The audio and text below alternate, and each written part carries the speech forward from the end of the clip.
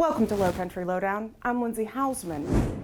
On Tuesday, Sheriff Tanner was joined by Lieutenant Eric Calendine and Coroner David Ott to discuss the case of missing Massachusetts resident, 60-year-old Stanley Katowski, who'd been reported missing from Sea Pines. On August 16th, at about 12:45, our communications center received the report of a missing person. Deputies met with Mr. Katowski's wife, who said he'd left the villa they were staying at around 10:30 that morning, and that he'd been suffering from a mental health crisis. In the days to follow, multiple first responders from various agencies, Sea Pines Security, community agencies and organizations, as well as the public, assisted in the in-depth and extensive search for Mr. Katowski.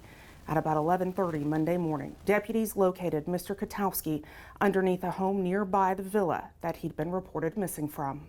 You know, if there is a message in any of this, we have got to be more attentive to mental illness. And, you know, we do get a lot of cases. We get a lot of calls. You know, we're living in a community where our population, like myself, I'm not going to talk about anybody else, but as you can see by my gray hair, we live in a population where there's a lot of folks that kind of look like me. So we're getting a lot older, so there are other things that kind of go in line with that.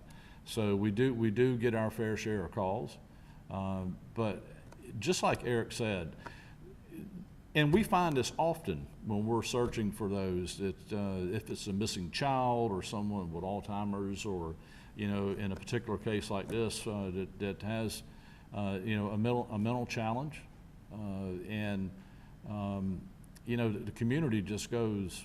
I mean, you can look at Facebook postings, you can look at social media. Everyone's concerned. Everyone wants to find a person alive and healthy and well, and return them to their family. And we feel the same way. So we appreciate what y'all do, and all of us and all of this working in concert with each other is how we are able to do in a very high percentile, how we are able to find so many people so quickly. This case is a little different. Some of them are, but this one is definitely a little different. During the press conference, Coroner Ott said following an autopsy, the cause of death was determined to be asphyxiation by hanging, the manner of death, suicide. To view the press conference in its entirety, you can visit our YouTube page. Also, on behalf of the Sheriff's Office, we offer our deepest condolences and sympathies to the family of Mr. Katowski. We also would like to extend our deepest thank you to all of those who helped us search for him. Investigators continue to ask for information in connection to the shooting death of 33-year-old Stephanie Campbell. Her body was found on Langford Road near Seaside Road on Saint Helena Island a week ago. Anyone with information regarding her death is asked to call Investigator Tunis. His number is 255-3426. Tips can also be submitted online at bcso.net. 41-year-old Anthony Brown is in custody for armed robbery and possession of a weapon during the commission of a violent crime. Just before 2 in the morning on August 21st, deputies were called to the Circle K on Ladies Island for the report of an armed robbery. It was learned Brown had gone into the store wearing a face mask and robbed the clerk at gunpoint. Money, beer, and cigarettes were stolen. Through the investigation, Brown was identified as the suspect and arrested on the 23rd. 18-year-old Jacinto de la Cruz Gomez is in custody for criminal sexual conduct, 3rd degree. His arrest is in connection to a sexual assault of a teen girl that occurred in December last year in Beaufort. 38-year-old Rashim Rivers is in custody for trafficking meth and possession of marijuana.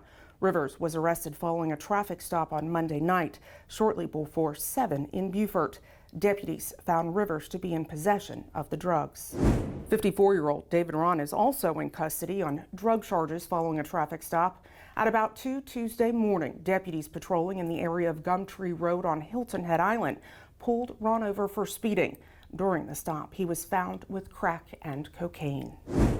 You know, we're living in the data age. Everything we do, whether on our phone or computer, has value, not just to us, but to scammers who want to steal our identities.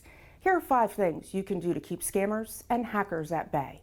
Secure your accounts so they're hard to crack. Use a strong password and make sure to enable two-factor authentication. That adds an extra layer of security to your accounts.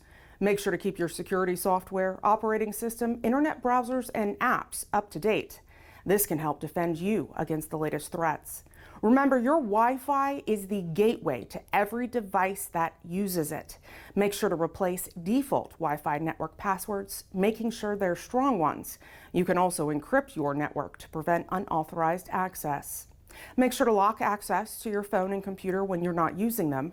That'll help prevent anyone from accessing your information if they're, say, stolen or lost. And create a backup copy of your information. That way, if they are stolen or lost, hacked or infected, you can recover your data. And tracking the tropics, the National Hurricane Center is monitoring an area of low pressure in the Atlantic that could form over the next few days. Forecasters say conditions appear favorable for some slow development of this system this weekend into early next week. Now, this serves as a reminder to ensure you're prepared, of course, as we head into typically what is our most active time of hurricane season for our area. WJCL Chief Meteorologist Jeremy Nelson shared this week that typically the sixth named storm this season, well, it develops by August 29th. Our next named storm will be Francine. Hopefully, if and when she develops, she steers clear of us. If you have something that you'd like to know more about or see covered here on Lowcountry Lowdown, feel free to reach out to me. You can send me an email at lindsay.hausman@bcgov.net. Of course, I encourage you to follow us on all of our digital and social media platforms. It's a great way to stay up to date, in the know, and engaged with us. Thank you for watching this week's episode. We'll see you next week. Have a safe Labor Day holiday weekend.